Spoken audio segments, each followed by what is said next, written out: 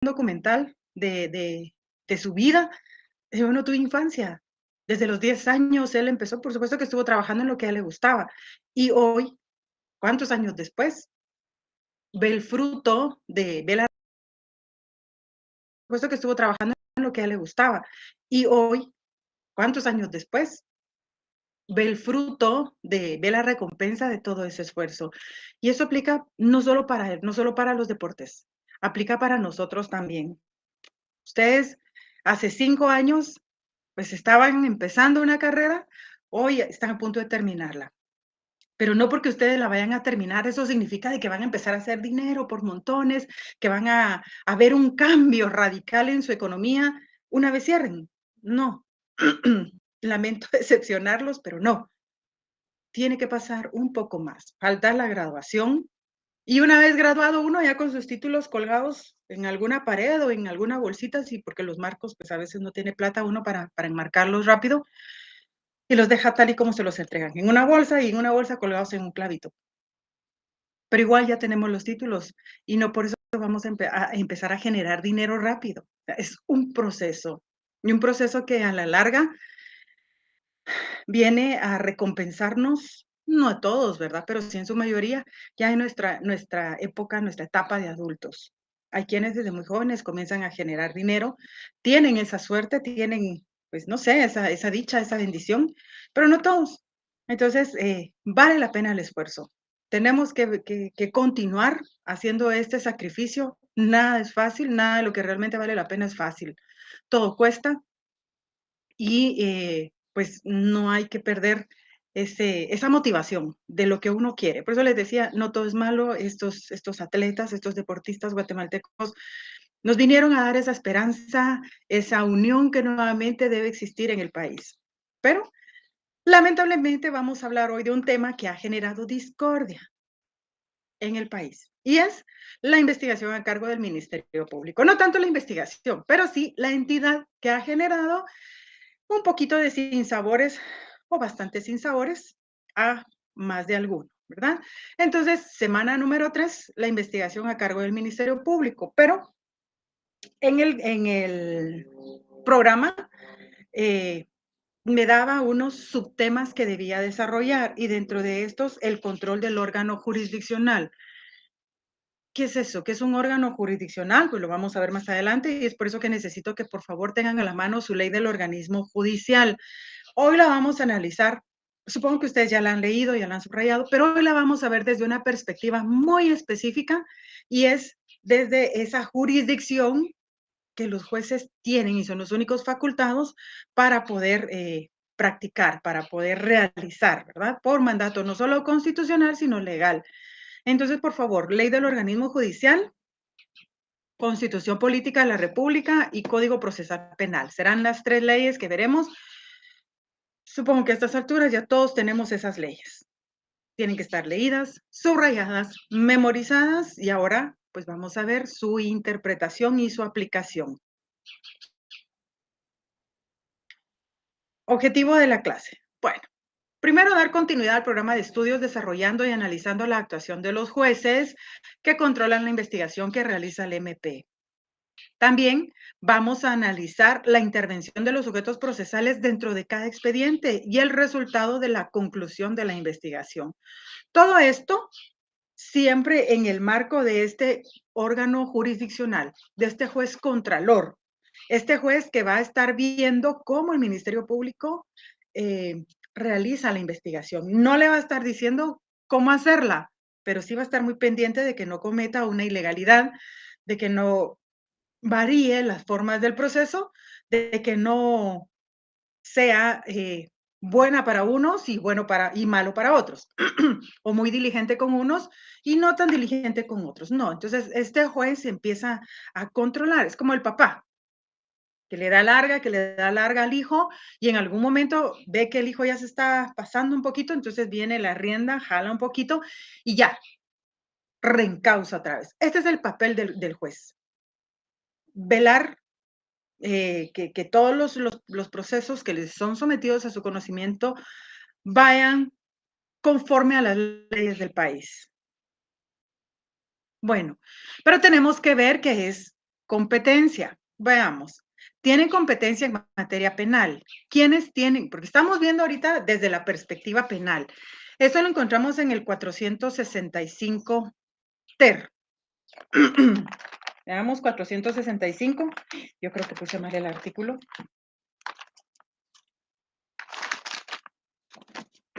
Tengo el Código Penal, Código Procesal Penal.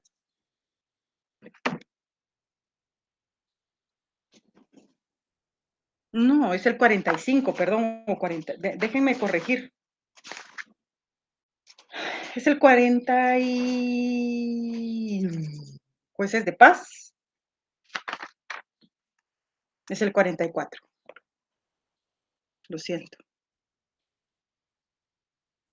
Aquí corrijo. Jueces de paz. Ay, no, ¿qué estoy haciendo? Lo siento, me voy a... este 465 no va aquí. Lo voy a quitar.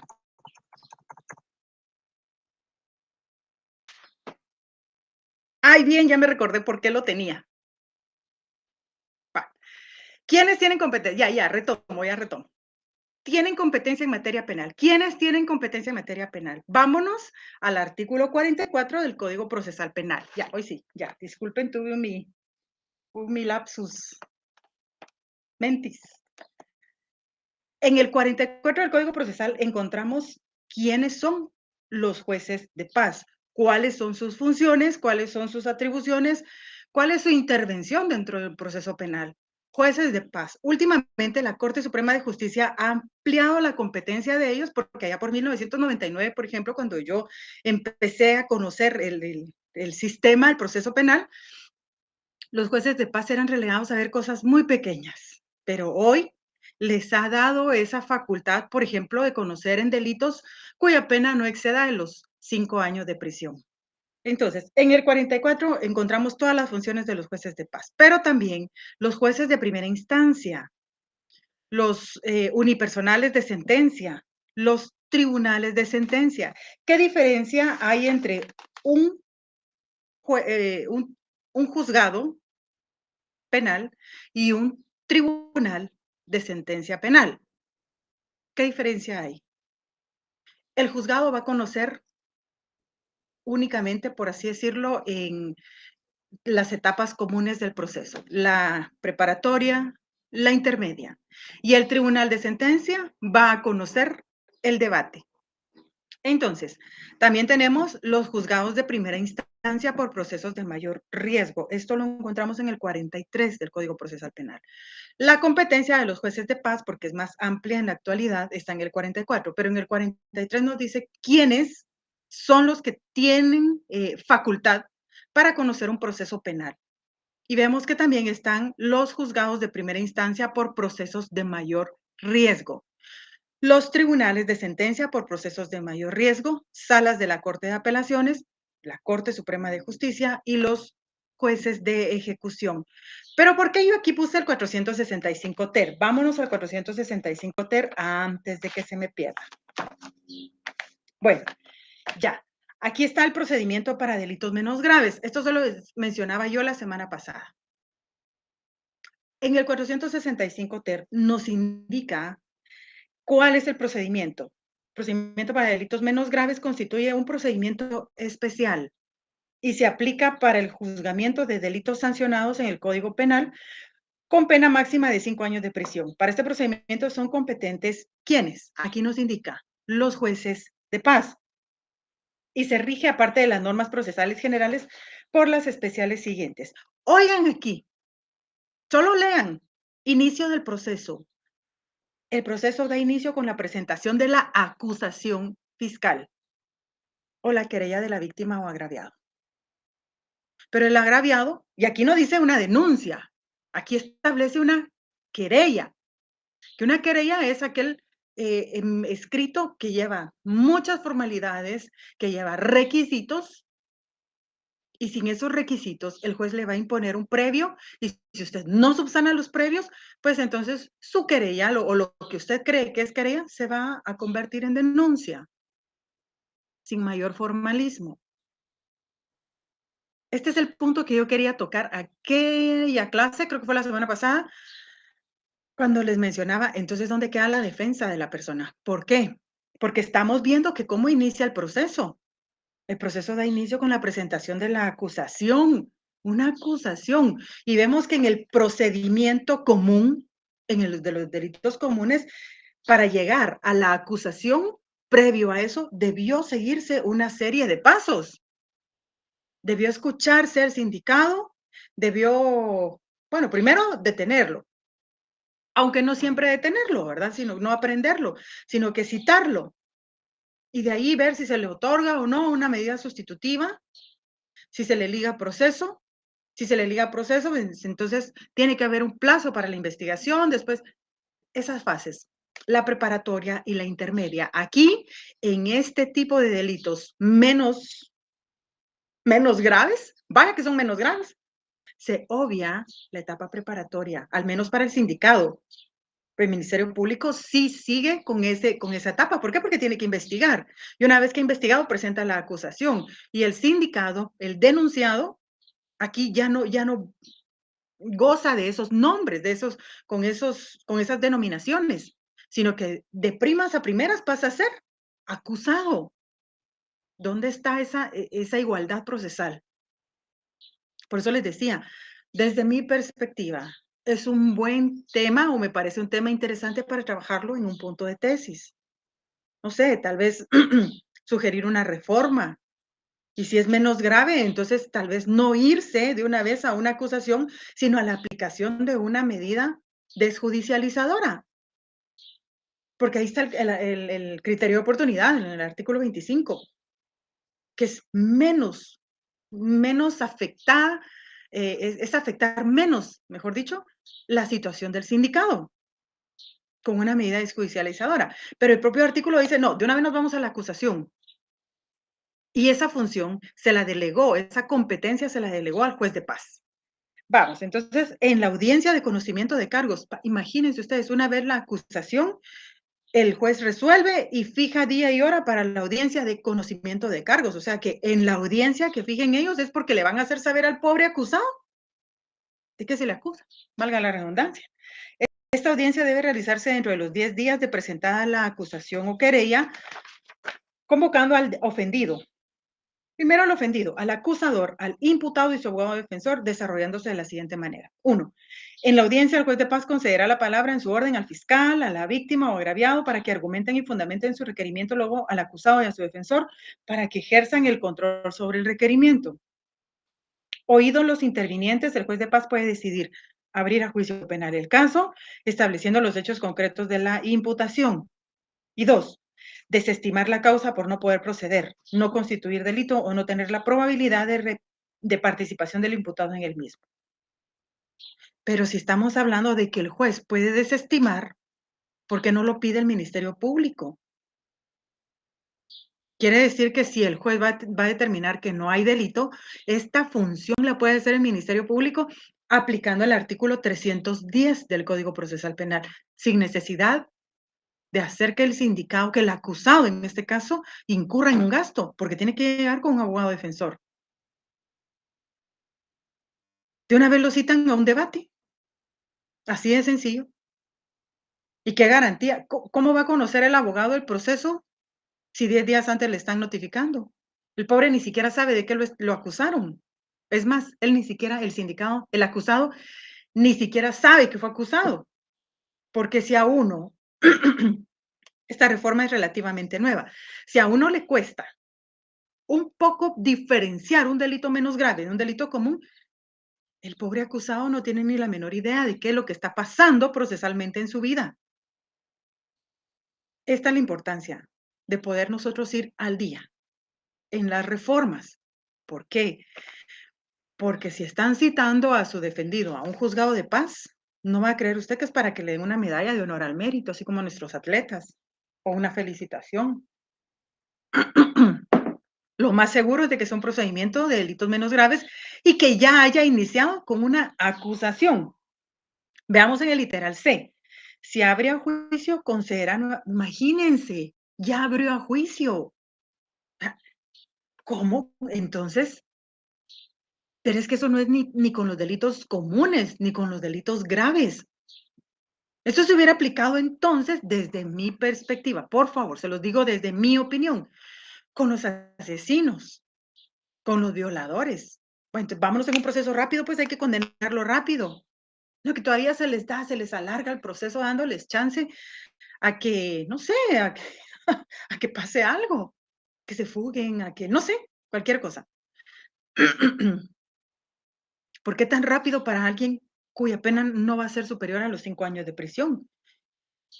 Se abre a juicio, o sea, de una vez se va a debate, así de sencillo. Entonces, ¿dónde está la etapa preparatoria del proceso en los delitos de menos grave? Se obvió esta etapa procesal. Se quiso hacer tan fácil, pero entonces, recalco, considero yo que no hubiera sido, bueno, presentada la acusación, el juez va a conceder audiencia. No, entonces, concedida la o presentada la medida desjudicializadora, cualquiera que sea. Y en el caso de que ya no aplique una medida desjudicializadora, entonces sí, vámonos a la acusación directamente. Pero, ¿por qué ser tan duros?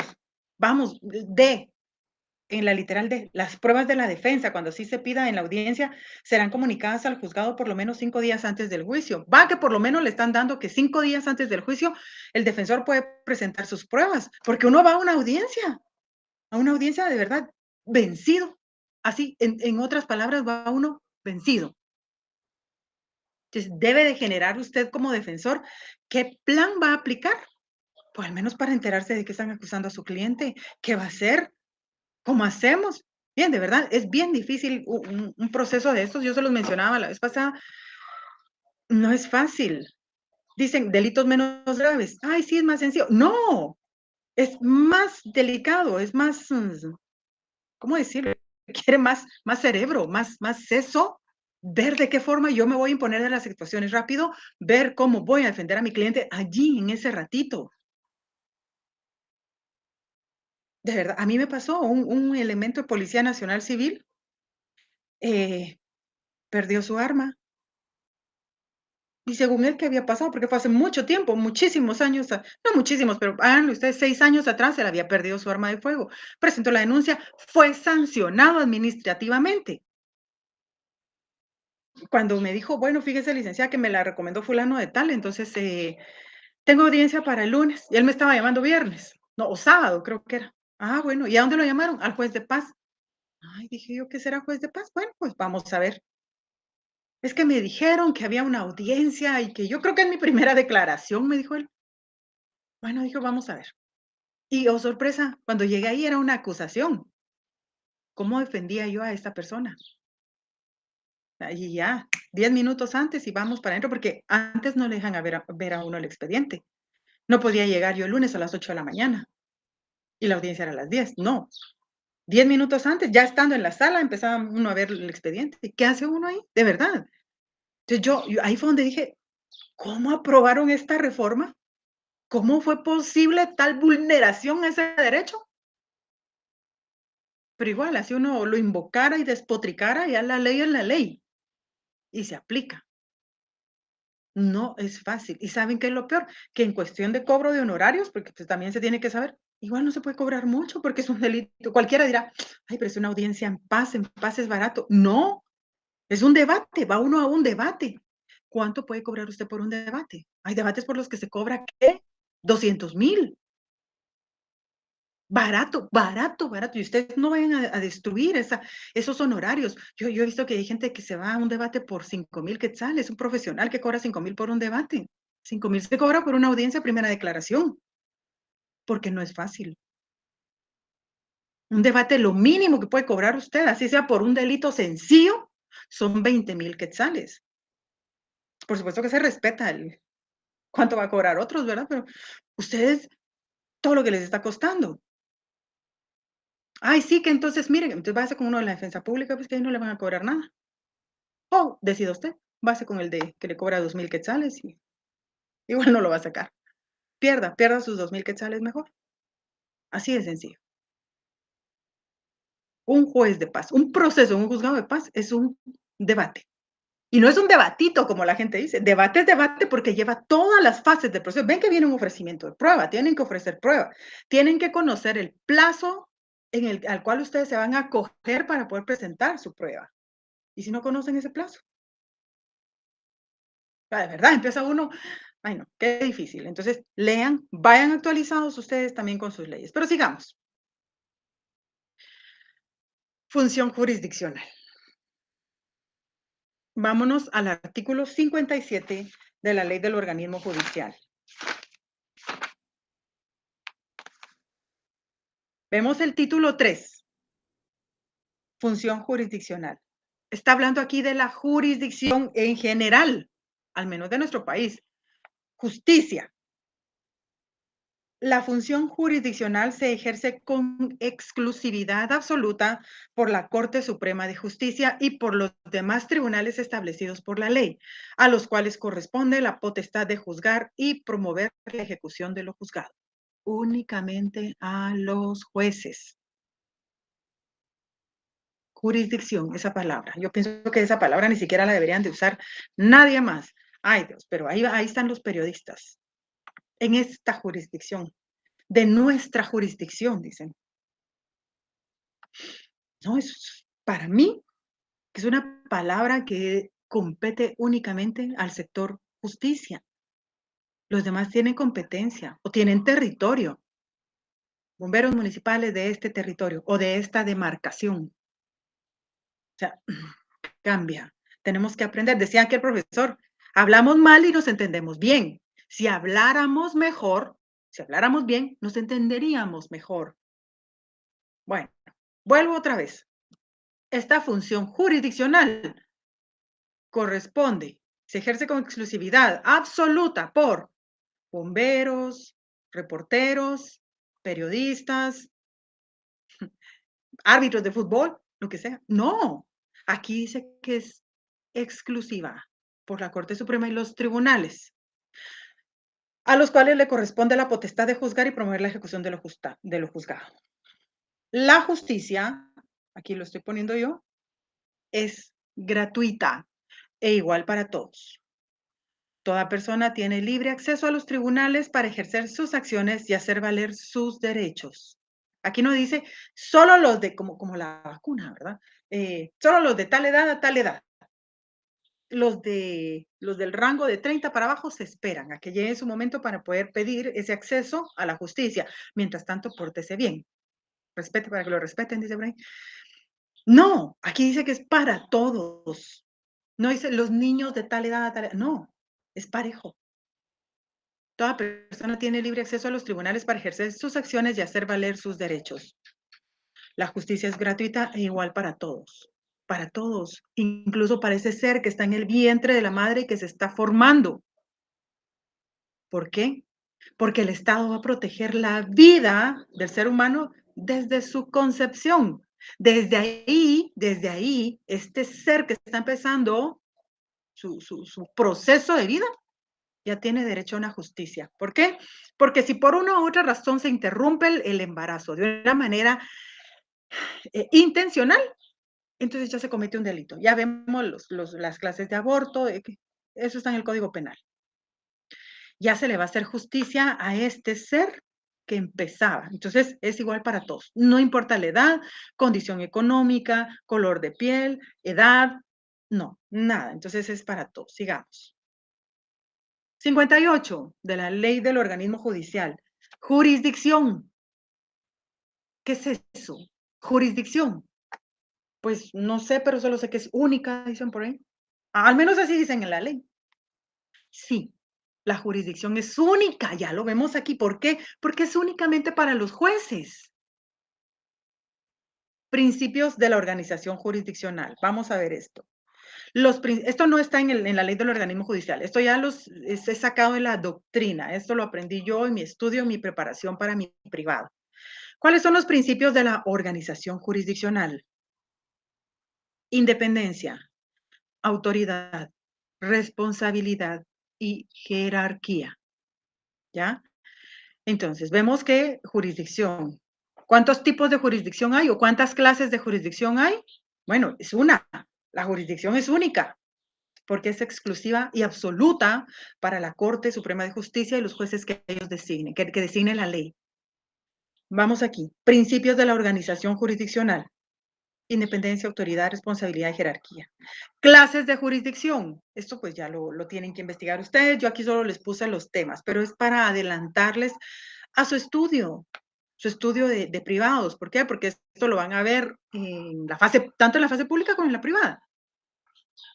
Está la acumulativa, la contenciosa, la voluntaria, la delegada y la propia. Estas son las clases de jurisdicción que existen. Doctrinariamente, ustedes tienen que profundizar ya en su investigación, ¿verdad? Yo solo quise adelantarme un poco a su estudio, prepararlos en cuanto a que sepan que es una nada más, cuáles son los principios de su organización, clases de jurisdicción, y vamos aquí a los elementos de la jurisdicción. ¿Cuáles son los elementos de la jurisdicción? Notio, vocatio, coertio, judicium y el executium.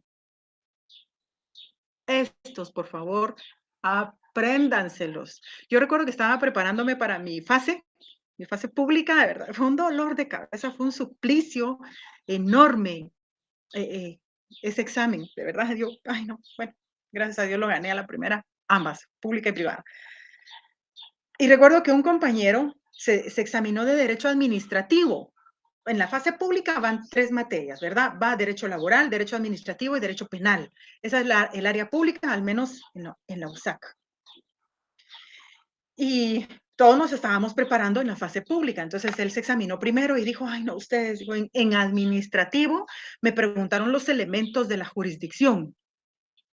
Y yo estaba a examinarme a pocos días de él. Y yo dije, Dios mío, ¿cuáles son los elementos de la jurisdicción? Y respondiste, pero no le quise decir a él que yo no sabía, ni al grupo, ¿verdad? Que yo no sabía, o que no me recordaba cuáles eran. Y respondiste, le dije. Claro, me dijo, yo sí me lo sé. Tú no. Bien, le dije, me lo sé. ¿Cuáles son? Me dijo él. Y yo no me recordaba. Es que no recuerdo ahorita, le dije. Ay, Keila, me dijo el notio, vocatio. Ah, sí. Yo de verdad no sabía. Entonces, apréndanselo, porque se los pueden preguntar en cualquier clase. Y si no, igual, ustedes no saben si en algún momento de discusión con algún otro colega va a hablar, recordemos de los elementos de la jurisdicción. ¿Sí, no? ¿Cuáles son los elementos? Y sí, entonces, notio, ¿qué es el notio? Es el conocimiento de causa. Vocatio es la citación a juicio. Coertio, el castigo. Judicium, declarar el derecho, es decir, es emitir esa sentencia. Y executium, la ejecución. Estos son los elementos de la jurisdicción, son los elementos de ese actuar de los jueces. ¿Por qué? Porque una vez que el juez tenga el conocimiento de la causa, va a citar a juicio. Una vez que haya citado a juicio, va a decidir si impone o no un castigo. Y una vez declarado el castigo, una vez aplicado el castigo, va a indicar que este castigo va a ser declarado por medio de una sentencia. Y una vez dictada la sentencia, tiene que ejecutarla el condenado. Sí o sí, tiene que cumplir esa sentencia. Vemos qué bonito. A mí de verdad me apasionó.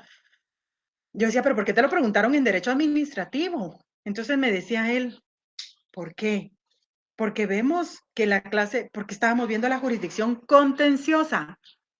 Ay, dije, contencioso, sí, de lo contencioso administrativo, sí, tienes razón. Entonces, es cuestión de lógica, de verdad, esa lógica que uno va entendiendo después de que ha salido de eso. Dice uno, qué fácil, si pues esto era así, pero en el momento uno no lo entiende. Vemos que hay jurisdicción en todo proceso, ya sea acumulativa, voluntaria, contenciosa, delegada o propia. Y en cualquiera de estos tipos de jurisdicción están estos elementos comunes a toda la jurisdicción. ¿Por qué? Porque aquí se resume el actuar de los jueces. Notio, vocatio, coertio, judicium y executium. Me encanta. Una vez que lo aprendí, ay, me fascinó esta clase y espero que a ustedes también. Y no solo en derecho administrativo, Me costó mucho, muy sinceramente, me costó mucho entender el derecho administrativo porque, eh, ay, no, en la USA que es tan duro ustedes y me costaba, no entendía, hasta que alguien ya mataron a mi mentor en derecho administrativo, lo murió una me dio una balacera.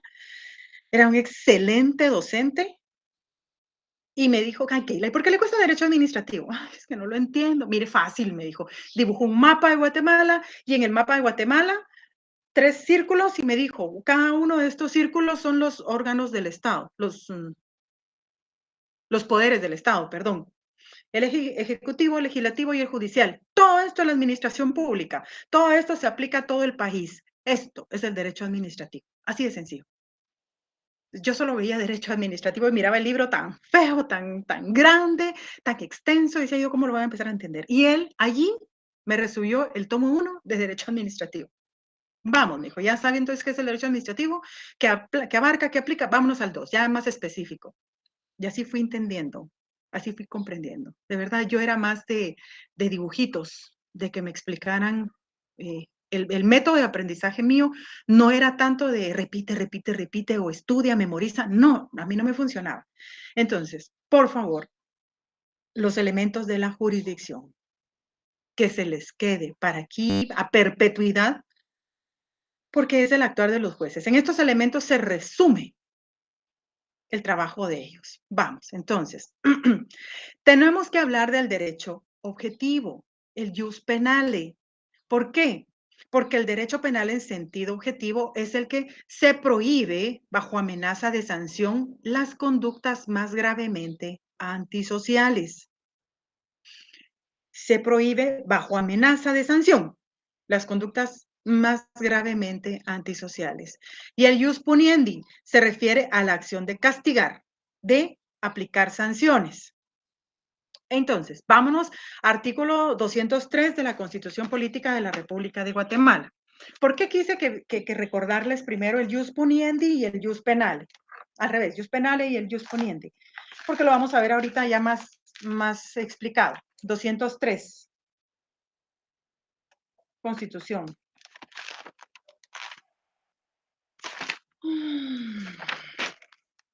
Bueno,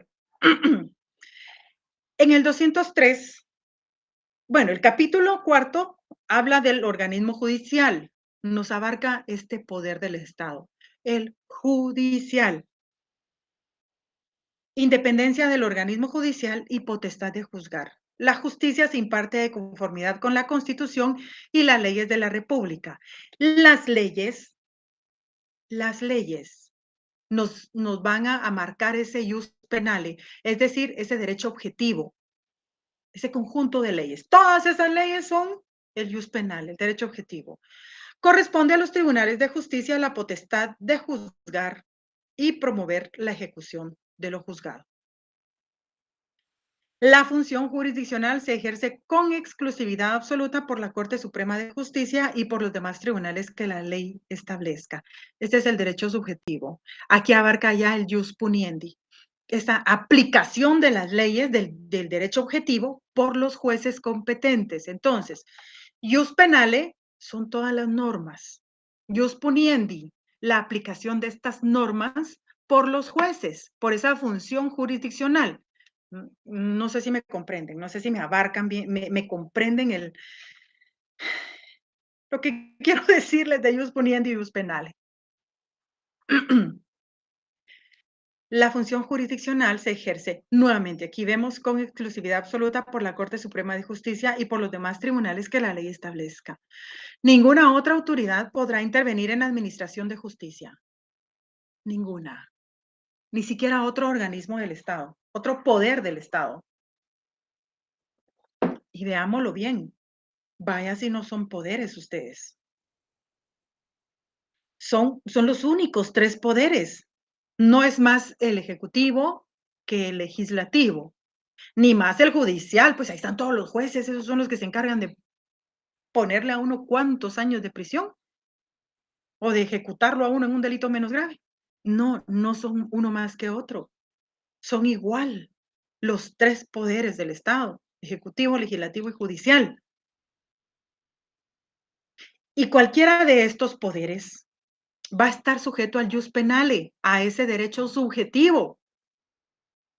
Y cualquier integrante, ya sea juez, aun cuando gozan del derecho de antejuicio, si pierden esa inmunidad, si pierden ese derecho, pueden ser sujetos también a este jus puniendi, es decir, el derecho subjetivo.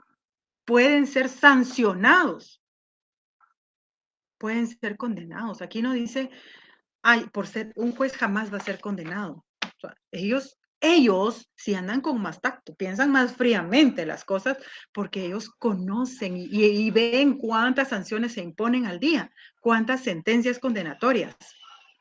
Nadie quiere ser sujeto a un proceso penal. Entonces, por eso no es común ver un juez sujeto a un proceso penal. ¿Por qué? Porque ellos conocen la ley. Aquí vuelvo al principio iura nobis curia.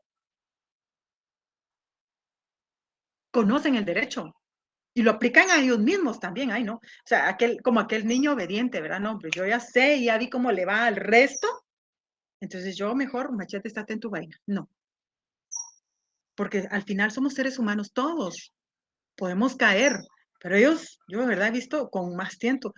En las noticias es más común que cualquier funcionario de los otros dos organismos,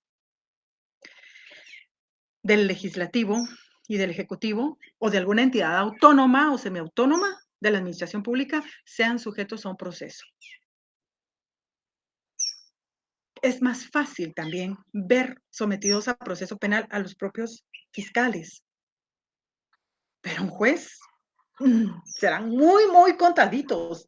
Y tal vez me mencionarán uno o dos por ahí que están todavía pendientes, ¿verdad? De ejecutar alguna orden de aprehensión, pero ni siquiera han sido oídos. Solo fueron citados y ellos evitando tal vez ese amarillismo de la prensa, dijeron, no, mejor voy a dar un poco de tiempo, no me presento ahorita. Pero no ha sido oído ni vencido en un juicio. Entonces su presunción de inocencia, pues todavía está ahí, intacta. Distinto de otros funcionarios que sí ya han sido condenados, ya fueron citados, oídos y vencidos en juicio. Ya fue aplicado el jus penale y el jus puniendi en sus procesos. Y aquí indica, ninguna otra autoridad podrá intervenir en la administración de justicia.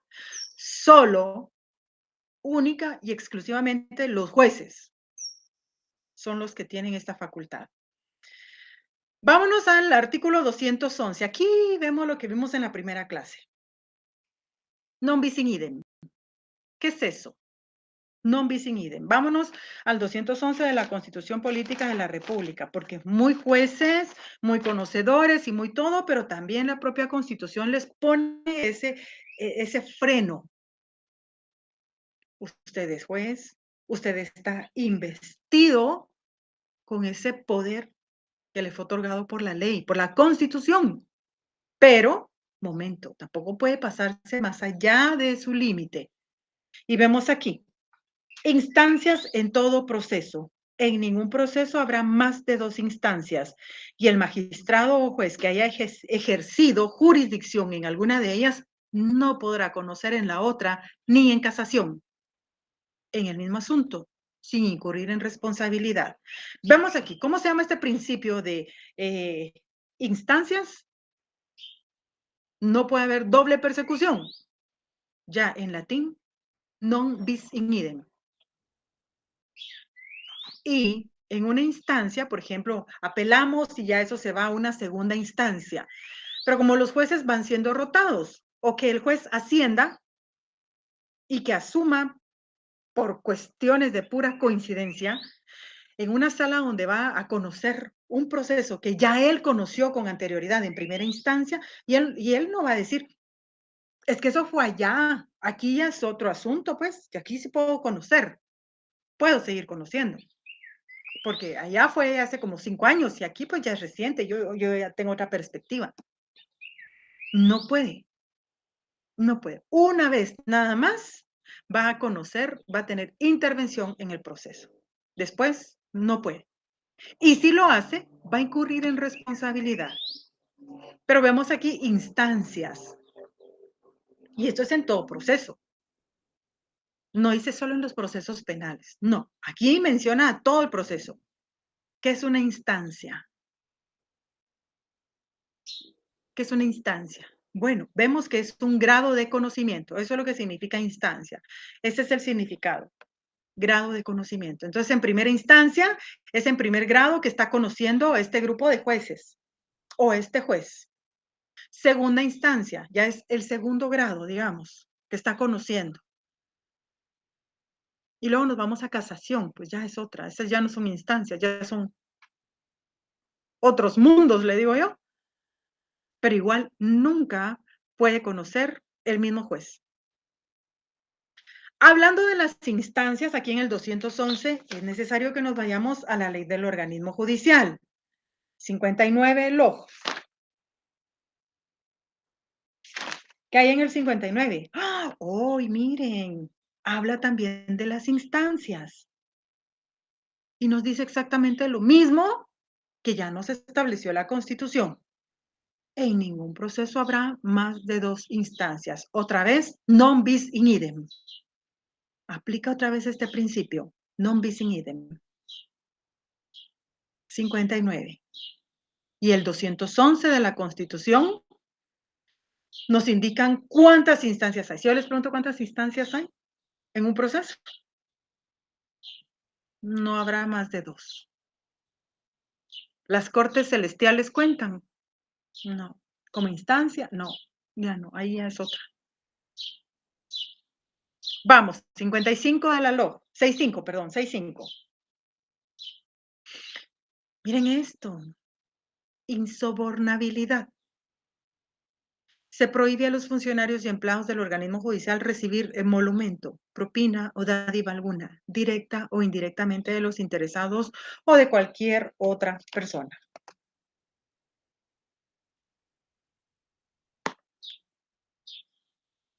Insobornabilidad. Si nos vamos al inicio de nuestra ley, indica que es el decreto número 2-89. A mí me gusta mucho Juárez. ¿Cuántos años tenía en 1989? Si en el 90 ni habíamos nacido, imagínense en el 89, un año más, menos. Ya tenía 14 años yo. Esas personas o ese grupo de personas que se reunieron, que pensaron, que escribieron la ley del organismo judicial, vieron que podía existir un problema respecto de los sobornos y dijeron, momento, aquí no se puede. Porque uno, la justicia es gratuita. Vimos eso ya por mandato constitucional. Es gratis, es para todos. Y entonces hay que decirle, hay que recordarles constantemente a ellos, a todos los que vengan, funcionarios y empleados, que no pueden recibir, que se les prohíbe recibir emolumento, propina o dádiva alguna, directa o indirectamente de los interesados o de cualquier otra persona. Prohibida la sobornabilidad. Nuevamente voy a lo que mencionaba la semana pasada. Me gustó mucho. Sale por esto, por el 65 de la LOA. Si alguna vez va a inclinar usted el peso de la balanza a favor de una u otra persona, cosa que no tendría que ser así, pero si en algún momento pasa, hágalo por piedad y no por el peso de la dádiva. No cabe duda de que las personas que hicieron las leyes antes eran muy estudiosas, eran muy preparadas, muy correctas, moralmente, muy, muy intachables, para que vieran más allá y no solo, ay, no, hombre, sí, ahí dejen, hagámoslo y ya, ay, en el camino que lo arreglen. No, ellos trataron de hacer tan bien las cosas que abarcaron, desde mi perspectiva, todos los puntos. Vamos entonces. Si ya estamos hablando de jurisdicción y que compete a los jueces, hablemos de la jurisdicción específica, la penal, la que tiene que ver con nuestro curso de métodos y técnicas de investigación criminal. ¿Por qué? Porque los criminales son sujetos a la jurisdicción penal. Métodos y técnicas de investigación criminal. Un criminal no va a ser sujeto a una ley civil. O tal vez sí, pero no por actos que sean constitutivos de delito, sino otro asunto. La jurisdicción pertenece nuevamente aquí, miren, pues yo no sé por qué de verdad tan difícil será comprender esto. La jurisdicción pertenece exclusivamente al juez y no al Ministerio Público. Ni siquiera el Ministerio Público tiene jurisdicción. El Ministerio Público es un órgano administrativo que asume en la fase jurisdiccional del proceso posición de parte. Es parte en el proceso. En sentido procesal estamos hablando, ¿verdad? La jurisdicción es una potestad que pertenece al juez y no al Estado. O sea, el propio Estado, vemos que un Estado somos todos, ¿verdad? El juez es desde luego un órgano del Estado. El juez es parte del Estado, pero la jurisdicción es un poder del Estado, no del Estado. Ejemplo, aquí me gustó muchísimo poner este ejemplo para que podamos entender en sí qué es la jurisdicción frente al Estado. Del mismo modo, decimos que la vista es una función del ojo, no del cuerpo. Ya, ejemplo, o sea, miramos porque tenemos vista, ¿verdad? Pero no la vista es todo el cuerpo.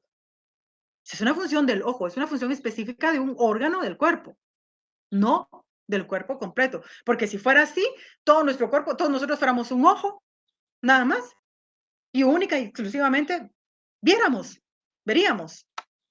¿Por qué? Pues porque el órgano es un ojo. No, sino que es parte de un cuerpo. Esta definición, esto que vemos ya de la jurisdicción penal, que pertenece exclusivamente al juez y no al Ministerio Público, esta definición y este ejemplo lo saqué del libro Derecho Procesal Penal de Francesco Carneluti, volumen 2, Biblioteca Clásicos del Derecho Penal. Este fue un libro, si ustedes me permiten, no sé por qué lo guardé. Les pido que por favor me disculpen, voy a tratar de ubicar mi libro porque pensé que no lo iba a usar hoy, sino que está en la siguiente clase. Vemos aquí. Les voy a enseñar mi libro. Me encanta mi libro. Espero que lo puedan ver. Es un libro que compré, que conseguí allá por 1999. Fue mi primer libro en Derecho Penal. Y alguien me dijo, bueno, tiene que empezar a hacer su biblioteca. Ya no está trabajando en la iniciativa privada, está trabajando en el MP. Tiene que irse empoderando de los temas penales. Y compré, para ese entonces ese libro era sumamente avanzado para mí, yo ni lo entendía. Pero lo empecé a leer ya con el tiempo, con el paso del tiempo, ¿verdad? Y siendo profesional, siendo ya graduada. Antes ni sabía que lo tenía. No me acordaba. Y ahora que estoy pues desarrollando, que preparo las clases, digo, ay, no, sí, qué bueno que tengo estos libros. Pensé que nunca ni siquiera los iba a leer, pero, pero son buenos. Entonces, quise compartir con ustedes mi libro, no por presumir, sino, no sé, tal vez así se motivan a comprar. Todos mis libros los compré por pagos. Casi nunca pude, no, de hecho nunca pude comprar un libro de un solo. Son muy caros, los libros son caros, pero vale la pena. Entonces, este libro, el de Francesco Carneluti, nos da esa explicación muy certera, muy simple, de que muy MP, muy dueño de toda la función de investigación en los delitos de acción pública, pero, momento, usted no puede ejercer esa jurisdicción penal, usted solo investiga. Usted, una vez de que el proceso haya sido puesto en conocimiento del juez, el juez va a controlar la investigación, entonces usted ya va a ser, usted es parte nada más de este proceso. Usted es parte. Tan parte usted como acusador, como la víctima, parte, como el sindicado o acusado, parte, el abogado defensor, parte, creyente adhesivo, parte. O sea, el Ministerio Público es parte en los procesos nada más. No es dueño del proceso. No va a disponer. Y eso, pasaba con una unidad del Ministerio Público. Ya se sentía dueño de los procesos. Ya él o esta unidad quería decirle a los jueces qué era lo que debían de hacer. Es que aquí usted tiene que pedir la orden o autorizar la orden de aprehensión porque esto y esto y esto. Y si el juez venía y le decía, no, pero es que mire, aquí le falta, era un gran problema.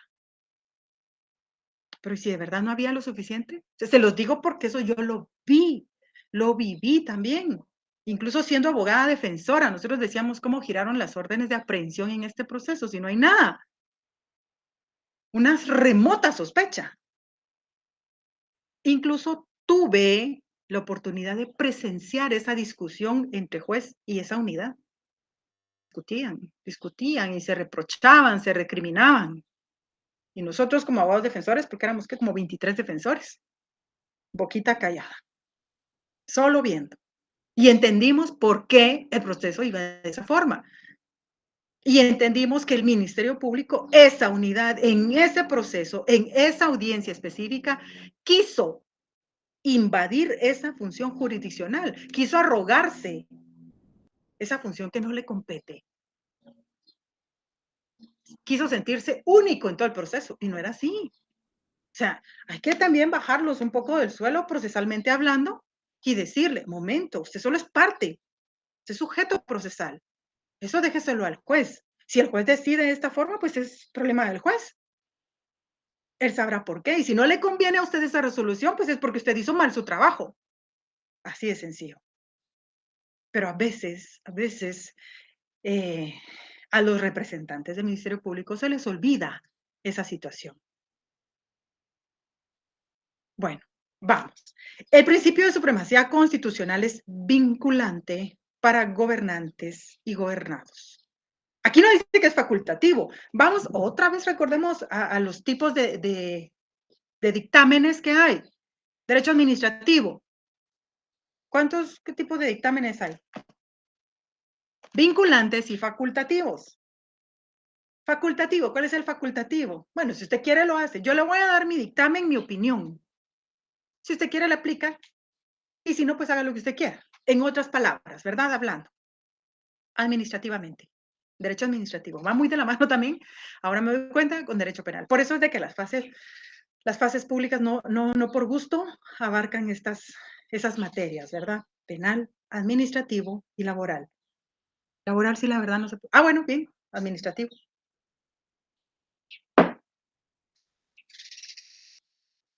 Pero aquí establece que este principio de supremacía constitucional es vinculante, es decir, es obligatorio, de estricto cumplimiento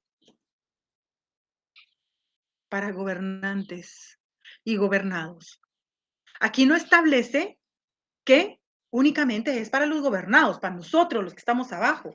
El de arriba es intocable, la ley no le llega, pues, o sea, jamás va a ser sometido a una ley porque es gobernante. No, aquí yo estaba pasando lista, permítanme, ya.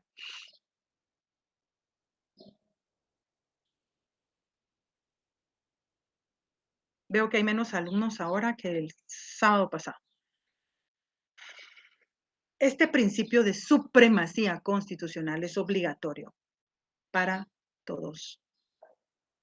Esta superlegalidad, como la propia Constitución comentada lo denomina, la encontramos en 3 artículos. Esta superlegalidad se reconoce en 3 artículos de la ley fundamental, es decir, de la Constitución. ¿Por qué? Porque en el 44, 175 y 204 de la Constitución hace referencia a en qué casos van a ser nulas ipso iure las normas, las leyes. ¿Qué hay en el 44? Veamos 44, Constitución Política de la República. Libertad. Ay, no.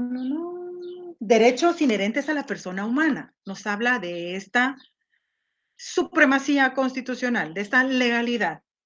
Derechos inherentes a la persona humana. hasta abajo, en el último artículo, en el último párrafo, establece, serán nulas ipso iure las leyes y las disposiciones gubernativas o de cualquier otro orden que disminuyan, restrinjan o tergiversen los derechos que la Constitución garantizan. Aquí está hablando leyes y disposiciones gubernativas. Vamos, ¿por qué? Porque este principio de supremacía constitucional. Las leyes serán aplicadas a gobernantes y gobernados. No va a venir un gobernante y decir, esta ley solo se va a aplicar a los gobernados y a este grupo de gobernados. No, no, no y no. ¿Por qué? Porque el artículo 44 lo establece. Vamos al 175. ¿Qué establece el 175? Veamos.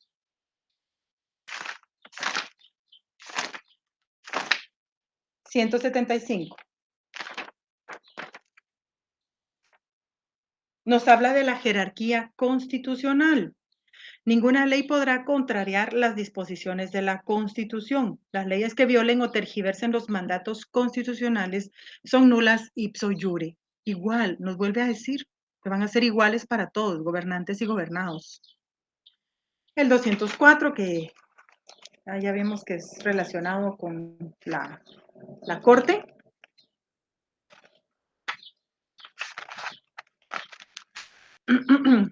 Habla de las condiciones esenciales de la administración de justicia. Los tribunales de justicia en toda resolución o sentencia observarán obligadamente el principio de la Constitución de la República prevalece sobre cualquier ley o tratado. Prevalece sobre cualquier ley o tratado. Pero está hablando específicamente de esa función jurisdiccional. ¿Por qué? Porque los tribunales de justicia, en toda resolución o sentencia, no habla solo de las sentencias, únicamente cuando emitan sentencia, ustedes, por favor, tengan cuidado de aplicar la Constitución, de no vulnerar algún derecho o garantía de la Constitución o de alguna ley. Eso no es sentencia.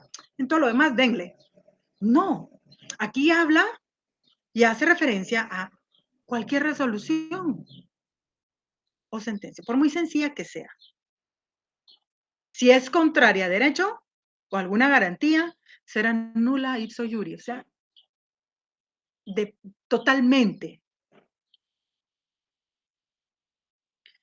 Vamos entonces al artículo 46 del Código Procesal Penal. ¿Qué establece el 46? Fíjense que este artículo a mí me llamó mucho la atención porque si lo vemos desde la sección tercera en el 43, habla de los tribunales competentes. O sea, en todo este articulado habla solo de jueces. Veamos, 43, pues nos establece la competencia, ¿verdad? ¿Quiénes son competentes en materia penal? El 44 nos refiere a los jueces de paz. Y luego viene el 44 ter, 45, que habla de los jueces de narcoactividad y jueces de delitos contra el ambiente. El 46, ¿qué hace el MP metido en los artículos de los jueces? ¿Por qué? ¿Por qué fue necesario ponerlo aquí? Pues si estamos hablando única y exclusivamente de jueces. Estamos hablando de una función jurisdiccional. ¿Qué tiene que ver? Bueno, pues leamos. El Ministerio Público, por medio de los agentes que designe, tendrá la facultad de practicar la averiguación por los delitos que este código le asigna, con intervención de los jueces de primera instancia como contralores. El subrayado es propio. O sea, quise resaltar esta frase, como contralores jurisdiccionales, esta oración, como contralores jurisdiccionales. Los jueces van a controlar la investigación que realiza el Ministerio Público. Y lo establece el 46 del Código Procesal Penal. Vamos entonces, formas de iniciación del proceso penal. Si ya vimos la función de los jueces, ya vimos que el Ministerio Público es el que investiga, ya vimos cuál es la función de los jueces una vez de que el MP le ha dicho, señor juez, aquí está. Logré recabar esto. Mírelo. Entonces empieza a controlar que lo que se ha hecho sea conforme a derecho y que no sea nulo ipso iure Nada de lo que hay ahí, ninguna actuación. Pasemos ahora entonces a ver cómo se va a formar o se va a iniciar un proceso. ¿Cómo se inicia un proceso penal? Con una denuncia, 297 del Código Procesal Penal. Vean, desde el 40 y tanto nos pasamos al 297. Actos introductorios.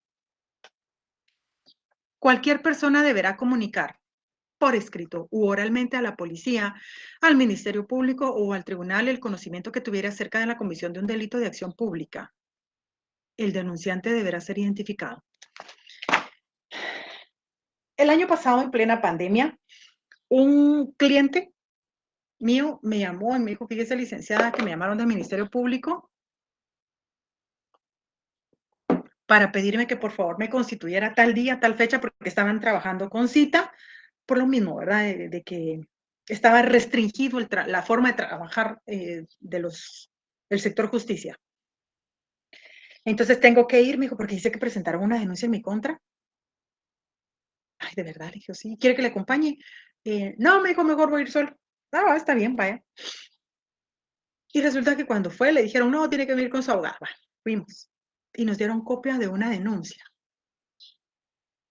Quise ponerla aquí, pero sentí muy, no sé, mm, mm, me dio un poco de pena por mi cliente. Porque hubiese querido que ustedes vieran, tomando en cuenta que el artículo 297 del Código Procesal Penal es cierto, no nos da una serie de formalismos. Ay, toda persona que presente una denuncia debe presentar documentos que acrediten sus hechos, su edad, copia del DPI o el documento de identificación personal o certificado del DPI, no sé, copia del YUSI para saber dónde vive, o recibo de agua y luz para saber dónde reside, o un recibo de su empresa de telefonía para saber el número de teléfono y poder comunicarnos. No, el artículo no nos da mucho formalismo, pero sí nos indica, nos da un punto muy específico. Bueno, digamos que 2 o 3.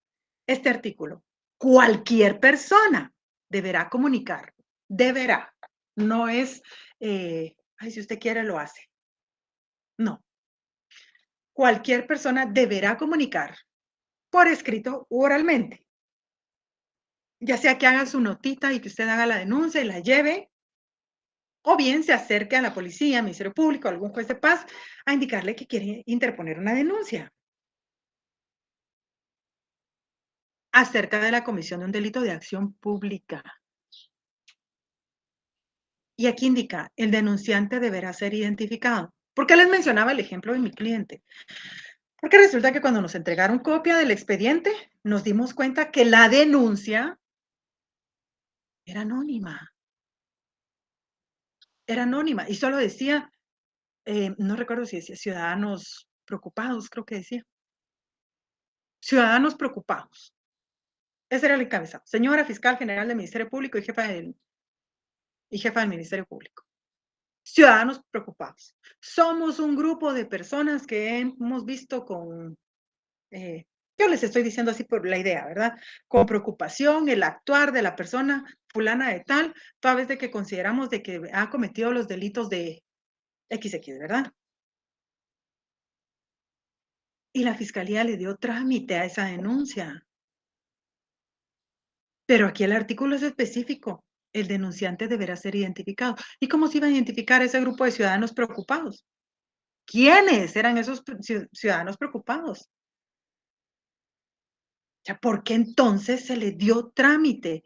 Y llegó, o sea, después, al final nos dimos cuenta a lo largo, y eso fue hace poco, nos llevamos casi un año para poder demostrar que lo que se supone que estaban denunciando no era cierto, sino que eran temas políticos. Mi cliente es un político.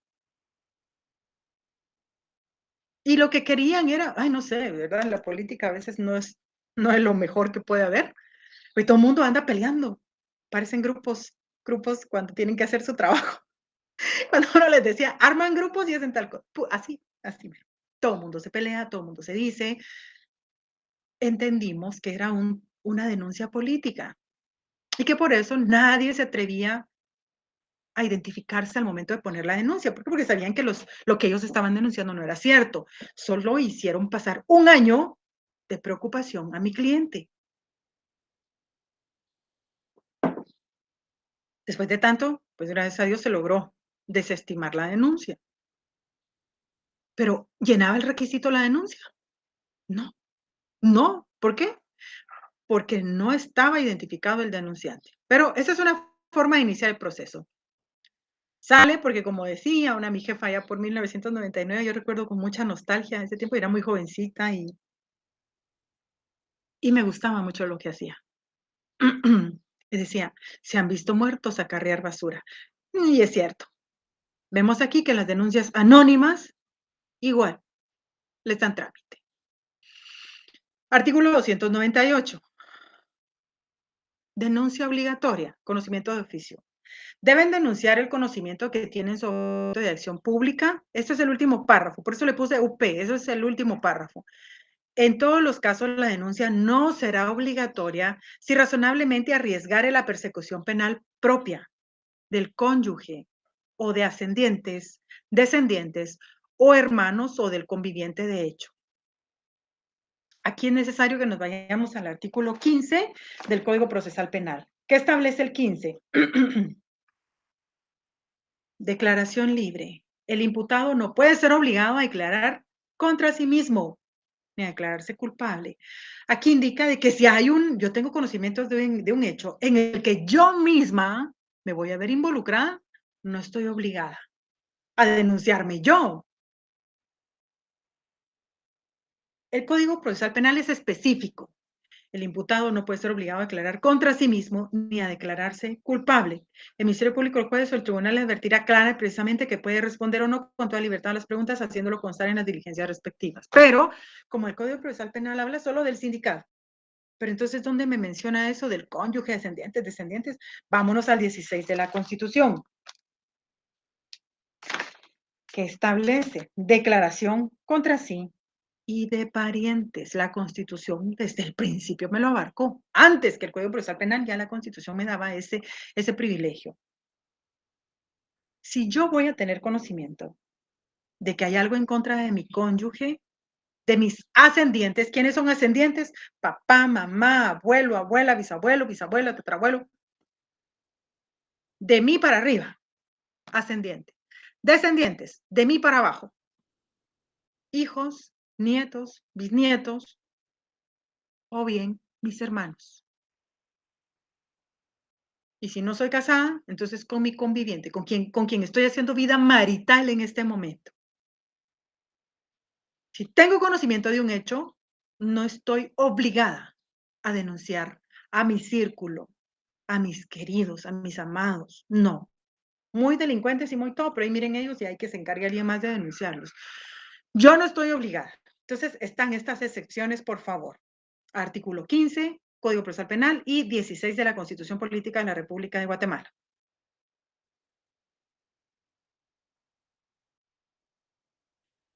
Una querella. En el 302 del Código Procesal Penal encontramos la querella. La querella se presentará por escrito. Ah, distinto de la denuncia, que se presenta por escrito u oralmente. No, la querella tiene que ir escrita. ¿Y ante quién se va a presentar? Aquí no dice, voy a presentar mi querella ante el MP. Mm, mm. Es ante el juez que controla la investigación, pero si es hasta en ese momento usted le está haciendo ver al juez, por cualquier razón, la persona, cada quien va a tener su justificación y dice, no, yo no quiero presentar mi denuncia al MP porque se puede perder o la van a archivar, no me le van a dar. No sé, hay tanto argumento hoy en día, o él es muy conocido públicamente y sé que no van a empezar una acción en contra de él porque él tiene mucho dinero, tiene mucho poder, tiene mucha influencia. Entonces mejor la presento al juez. Nadie está controlando la investigación todavía. ¿Por qué? Porque nosotros estamos empezándola por medio de una querella. Entonces se lleva gestión penal y gestión penal le asigna un juez contralor.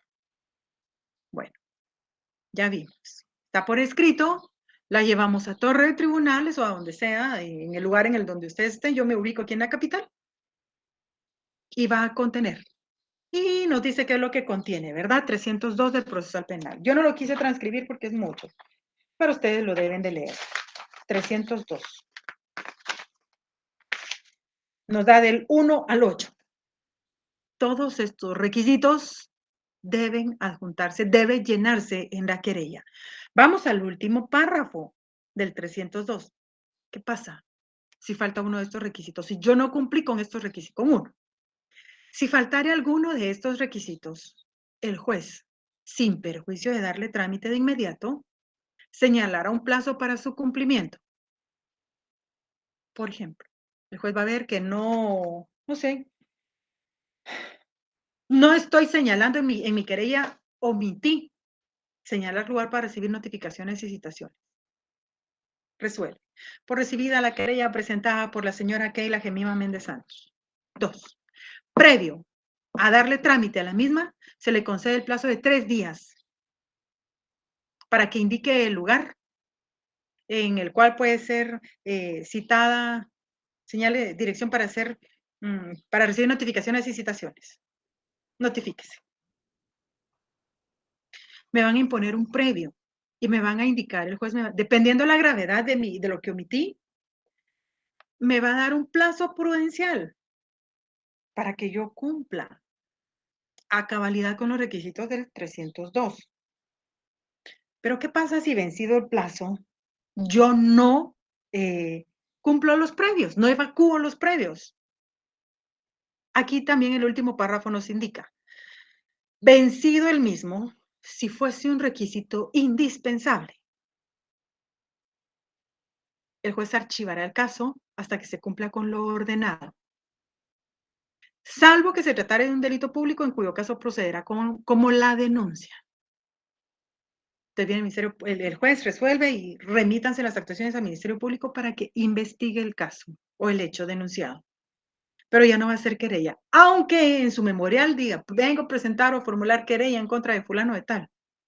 No va a ser querella, es denuncia. ¿Qué pasa entonces?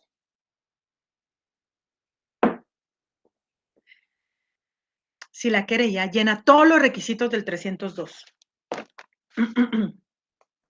Llena los numerales del 1 al 8. Así es perfecta la querella. Pero no la estoy presentando ante el juez, sino que la llevo al Ministerio Público y exijo que me la reciban. ¿Qué pasa? Que el artículo indica de que tiene que presentarse ante el juez. Y me la recibieron por algún error, no sé, a la persona que la recibió vio que, bueno, es una querella, la voy a recibir. Y la asigna a un auxiliar para que comience a trabajar. ¿Qué debe hacer el auxiliar con esta querella? Si ve que llena todos los requisitos. El artículo indica que tiene que ser ante el juez, pero ya fue recibida en el MP. Ya fue asignada a un fiscal del MP. ¿Qué tiene que hacer el fiscal? Vamos a nuestra lógica. Tiene que remitirla al juzgado. Señor juez, me permito adjuntar la querella presentada por el señor fulano de tal. No está de más mencionarle que esta fiscalía ya se encuentra recabando los medios de investigación pertinentes. Punto. Y la remite al juez. El juez la recibe, por recibida la querella. Tómese nota de lo indicado por el Ministerio Público, que continúe realizando la investigación correspondiente. Y ahí viene el regreso otra vez para el MP. Tiene que cerrar círculo, o sea, sí o sí tiene que conocer el juez para que tenga esa calidad de querella. Si no, pues se va a convertir en una denuncia común, denuncia sin tanto requisito. 303. Denuncia y querella ante un tribunal. Cuando la denuncia o la querella se presente ante un juez, aquí puse peste. La remitirá inmediatamente con la documentación acompañada al Ministerio Público para que proceda a la inmediata investigación. ¿Ya? Entonces, este es el trámite una vez que se ha presentado ante un juzgado o ante un tribunal.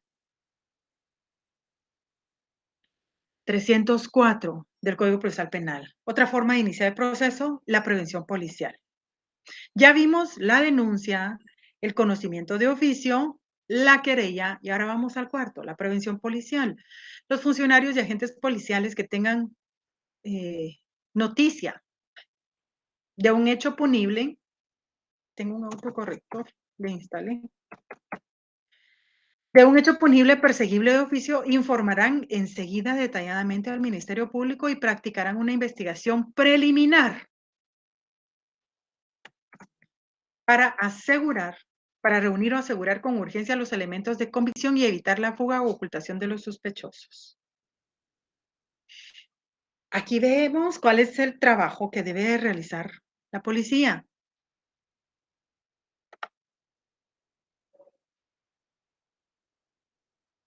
Y no solo indica aquí que los agentes policiales, también los funcionarios que tengan noticia de un hecho punible perseguible de oficio, de acción pública, 24 del Código Procesal Penal, informarán enseguida detalladamente al MP y practicarán una investigación preliminar, cosa que no se hace, porque solo toman la denuncia, la prevención, toman la prevención policial y la mandan al MP y que sea el MP el que investigue. Para reunir o asegurar con urgencia los elementos de convicción y evitar la fuga u ocultación de los sospechosos. Me voy a quedar aquí antes de pasar al otro artículo. Los funcionarios y agentes policiales que tengan noticia de un hecho punible practicarán una investigación preliminar para reunir o asegurar con urgencia los elementos de convicción y evitar la fuga u ocultación de los sospechosos. Pregunto, aquí el artículo 304 es específico y le dice al policía, pues usted debe practicar una investigación preliminar. Reúna, asegúrese de los elementos de convicción y después llévelo al MP. Pregunto, ¿puede el Policía Nacional Civil realizar un allanamiento, inspección y registro solos ellos, sin la presencia del Ministerio Público? ¿Puede? ¿Pueden hacerlo? Vuelvo a preguntar, nuevamente, la misma. ¿Puede Policía Nacional Civil realizar un allanamiento, inspección y registro de un inmueble, de una casa habitada por alguna persona o bien abandonada, porque no se sabe al final si las casas están habitadas o abandonadas, sin el acompañamiento del Ministerio Público? Pues aquí el artículo dice, practicará investigación preliminar para reunir o asegurar con urgencia los elementos de convicción y evitar la fuga o ocultación de los sospechosos. ¿Puede o no puede? Sí puede, claro que sí puede. Y se lo faculta el artículo 306 del Código Procesal Penal, actos jurisdiccionales. Cuando urja la realización de un acto jurisdiccional, el oficial de policía a cargo de la investigación informará al Ministerio Público, quien lo requerirá al juez de primera instancia o al juez de paz. En casos de extrema urgencia, aquí vemos este párrafo, la policía podrá requerir directamente el acto al juez con noticia inmediata al MP. O sea, lo hago porque, señor, en lo que yo venía, el MP se me iba, entonces me quedaba más cerca al juzgado, fui al juzgado, le pedí al juez que me autorizara el allanamiento, inspección y registro de la casa, lo hice, aquí está, le informo a usted, Ministerio Público, inmediatamente lo que hice. En los 21 años, 22 años que yo llevo, una única vez vi esta acción de la Policía Nacional Civil. Una. ¿Por qué? Porque luego se da lugar a malos entendidos. Ay, qué intención, qué diligente el policía, ¿por qué lo hizo? Entonces, para evitar este tipo de situaciones, Policía Nacional Civil siempre va y dice, bueno, acompáñeme, MP. Vamos, hagámoslo. Aquí está la información, aquí está mi solicitud y ahí mira usted si lo pide y me dice a mí cuándo lo va a hacer. Pero también en casos de extrema urgencia. la policía podrá requerir directamente el acto al juez. Y en este caso, cuando el agente policial llegó conmigo y me dijo: "Fíjese, licenciada, que le vengo a informar que dentro del caso que usted tiene", porque yo ya lo tenía, hicimos un allanamiento, porque se nos, indicó que en esta casa tenían a un secuestrado y que lo iban a matar. Entonces, que lo iban a mover del lugar y que si no se entregaba el rescate a tal hora, entonces lo iban a matar, o a mover del lugar. No nos daba tiempo de venir con usted, entonces fuimos al juzgado de paz, lo realizamos, fue positivo, aquí está. Entonces, ahí están trabajando ahorita, le aviso. Sí, no dejé de sentirme muy extraña ante esa situación y, pues, no voy a negarlo, pensé mal, pensé muy mal, pero luego entendí de que era lo mejor para poder rescatar a esta persona con vida. Eso sí era de extrema urgencia, no podíamos perder tiempo. Y si él estaba cerca, pues pídalo usted, y en eso yo llego, pero sí se puede. Casi nunca se hace, ya les mencioné por qué, pero pasa. Bueno, precisamente por los allanamientos que se mencionan aquí, quise poner esta imagen que fue el 30, jueves o viernes, creo que fue publicada por la página oficial del Ministerio Público. 27 de julio. El Ministerio Público, a través de la Fiscalía contra la Trata de Personas, realiza operativo en Zacapa en contra de la pornografía infantil. Son estas diligencias, actos jurisdiccionales que van a realizar. Adentro de una casa. Esto vemos que hay enseres que van a estar adentro de una vivienda. Y precisamente tenemos que ir al 187 del Código Procesal Penal para poder entender la inspección y registro. Cuando fuera necesario inspeccionar lugares, cosas o personas, porque existen motivos suficientes para sospechar que se encontrarán vestigios del delito o se presuma que en determinado lugar se oculta el imputado o alguna persona evadida, se procederá a su registro con autorización judicial.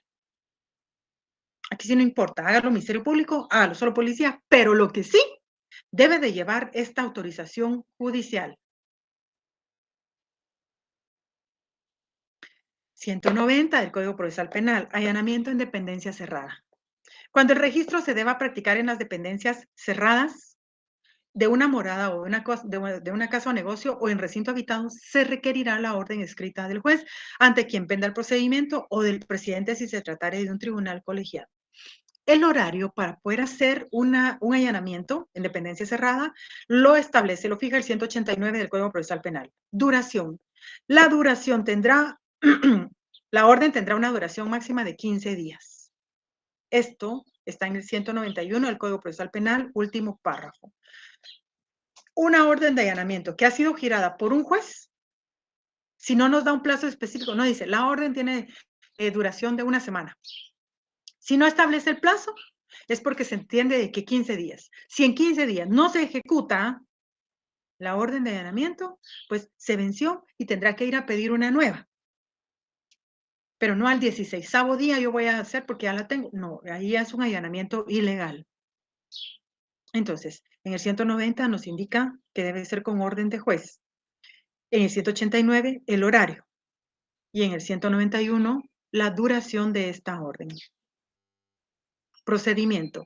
La orden de allanamiento será notificada en el momento de realizarse a quien habita el lugar o encargado, entregándole una copia. Aquí establece que en todo allanamiento debe entregarse una copia de esa autorización. Si quien habita se resistiera al ingreso o nadie respondiera a los llamados, ¿qué pasa? Decimos, si estoy va a tocar el timbre, tin, tin, tin, tin, y nadie abre, seguro no hay nadie, a todos fueron a trabajar. Vámonos, regresamos mañana. ¿Puedo hacer eso? Sí puedo, pero no debo, ¿verdad? Estoy llame, toca, toca, ton, ton, ton, ton, ton, ton, ton, y nadie me abre. Nadie dice: "Voy", o no hay nadie. No, es que me voy, nos vamos. No, la ley le da le faculta para que haga uso de la fuerza pública para ingresar. Estoy llame y llama, toca y toca el timbre, toca y toca la puerta, casi que la estoy pateando y nadie sale. Entonces, ¿qué pasa? Vemos aquí esta imagen. ¿Qué está haciendo el elemento de Policía Nacional Civil? No se acercó para ver si hay un perrito allá del otro lado, ¿verdad? ¿Por qué creen ustedes que está haciendo esto? Va a entrar para abrir la puerta, para facilitar que el grupo entre y ya podamos realizar la orden de allanamiento, inspección y registro. A eso se refiere el uso de la fuerza pública. Y no puedo decir yo, ay, porque estaba bien dormida en mi cuarto y me puse mis audífonos y algo así como en un programa, ¿verdad? Que se ponen cositas aquí para no oír bulla y me quedé profundamente dormida. Y señor, usted está aquí adentro, es un abusivo, usted está haciendo todo contrario a la ley. No, pues estuve toca y toca la puerta y no habría nadie. Pues entonces hice uso de la fuerza pública no por capricho, sino porque la ley me lo faculta. Vamos, aprehensiones. En el artículo 6 de la Constitución Política de la República nos indica que ninguna persona puede ser detenida o presa sino por causa de delito o falta en virtud de orden librada con apego a la ley por autoridad judicial competente. Se exceptúan los casos de flagrante delito o falta. Aquí vemos las formas en que una persona puede ser detenida. La policía deberá aprender a quien sorprenda en delito flagrante. Ay, ya se me está terminando el tiempo. Se entiende que hay flagrancia cuando la persona es sorprendida en el momento mismo de cometer el delito. Tercer párrafo, solicitud. El Ministerio Público podrá solicitar la aprehensión del sindicado al juez o tribunal cuando estime que concurren los requisitos de ley y que resulta necesario su encarcelamiento. Hablábamos también de la cuasi flagrancia. ¿Pero qué es flagrante? Dícese del delito cometido ante testigos. Esta definición es del Diccionario de Ciencias Jurídicas de Guillermo Cabanelas de las Cuevas.